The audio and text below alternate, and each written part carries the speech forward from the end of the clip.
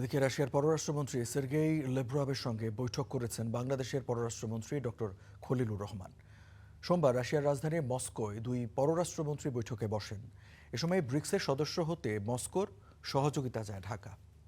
রুশ পররাষ্ট্রমন্ত্রী সের্গেই লেভরভের সঙ্গে ডক্টর খলিলুর রহমানের দ্বিপাক্ষিক বৈঠকে প্রধানমন্ত্রীর পররাষ্ট্র বিষয়ক উপদেষ্টা হুমায়ুন কবির ও রাশিয়ায় নিযুক্ত বাংলাদেশের রাষ্ট্রদূত নজরুল ইসলাম উপস্থিত ছিলেন।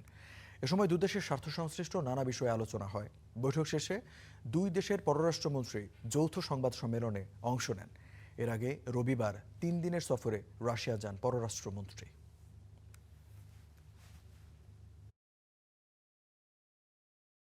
We have serious issues with the commitment of towards development, towards climate change.